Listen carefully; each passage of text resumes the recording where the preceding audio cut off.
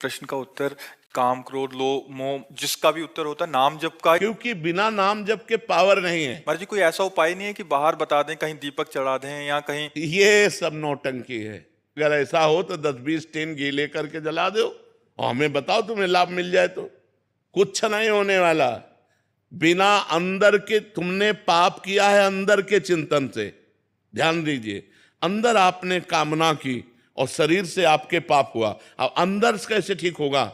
अंदर नाम जब ठीक करेगा। सांप बैठा है बिल के अंदर, ऊपर सैकड़ों लाठी जमा दो, उसको कोई फर्क पड़ेगा क्या? बिल के अंदर घुस के मारा जाए तब वो मरेगा। तो इस शरीर रूपी बिल के अंदर बैठा हुआ पाप है, उस पाप को मारने के लिए नाम जपना अत्यंत आवश्यक है। गंगा पाप नष्ट कर सकते, लेकिन पाप की प्रवृत्ति भजन नष्ट करेगा। पाप किया, गंगा नहाया, फिर पाप किया, तो मतलब क्या रहा गंगा नहाने से? पाप की प्रवृत्ति का नाश होगा तो नाम जप से होगा, भजन से होगा। अगर भजन नहीं करोगे तो हर प्रश्न का उत्तर नाम जप है। अगर नाम जप नहीं करोगे तो समाधान हो ही नहीं सकता। ये आप करके देख लो, जंतुर बंधवा के देख लो, हवन करवा के देख लो, कलावा बंधवा के देख लो, कुछ नहीं होने वाला। राम राम राम, राधा राधा राधा, सब बात कर। महाराज जी वो अच्छा लगता है कि दूसरे जैसे पंडित जी कर लें ठीक रहेगा, बट हमें कुछ ना करना पड़े।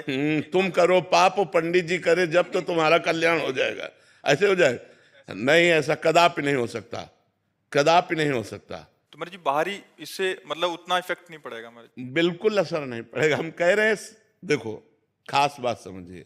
स्वप्न में एक आदमी समुद्र में डूब रहा है। अब वो कह रहा बचाओ, आवाज बाहर जोर से निकली, मैं समुद्र में डूब रहा हूं, बचाओ। अब हम लोग सैकड़ों तैराक उसके सामने एकत्रित कर दें, नौकाएं एकत्रित कर दें, क्या वो बच सकता है? एक उपाय केवल है, जगा दो उसे।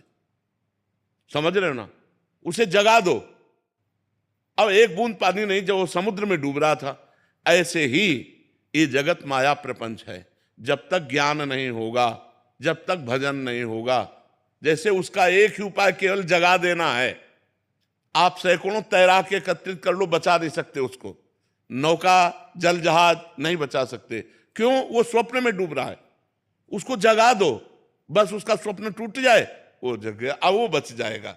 जो सपने सिर काटे कोई, बिन जागे दुख दूर न होई। ऐसे ही जब तक आपको ज्ञान नहीं होगा, तब तक आप रोते रहोगे इस जगत के मोह में, राग में, काम में, क्रोध में, लोभ में।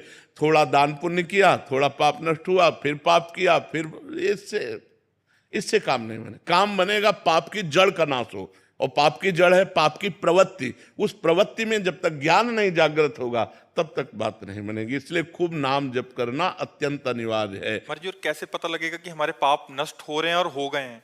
जैसे जैसे पाप नष्ट होते जाएंगे, चिंता, शोक, भय, ये सब नष्ट होता जाएगा। अपने अंदर अपने आप हृदय में आने लगेगा मैं निष्पाप हो गया हूं। अपने आप हृदय में आने लगेगा मेरे पाप कम हो रहे हैं। अपने आप अनुभव में आएगा। जैसे जैसे भजन बढ़ता चला जाएगा, भगवान प्रिय लगने लगे, धर्म प्रिय लगने लगे, गंदे आचरणों से घृणा होने लगे। ये है पवित्रता का लक्षण। पापी पुरुष के हृदय की स्थिति क्या होती है? हर समय वो चिंता, डिप्रेशन, शोक में रहता है। हाँ, निगेटिव, उसका हर चिंतन निगेटिव हो, यहां तक निगेटिव हो जाएगा कि उस करने की वो सोच लेगा। अब उसको कल्पों तक भटकना पड़ेगा। अरे मनुष्य जन्म मिला है समस्या का समाधान करने के लिए, ना कि समस्या बढ़ाने के लिए। क्या समस्या बढ़ाना है, ना कि समस्या मिटाना है। लोग समझते नहीं है, सोचते हैं आप कर लेंगे तो हम समस्याओं का निदान कर लिया, और घोर समस्या में फंस गए। समस्या का निदान करने का उपाय मनुष्य शरीर था, उसको खो दिया। अब तो सवाल नहीं उठता। 83,99,999 योनियों में एक भी योनि ऐसी नहीं है जिसमें आप भजन करके भगवान को प्राप्त कर लें। 84 लाख योनि की पूर्ति मनुष्य शरीर से होती है। इसी मनुष्य शरीर से भजन करके हम अपना कल्याण कर सकते हैं। समस्त समस्याओं का निदान भजन है। अगर भजन नहीं तो कुछ नहीं है।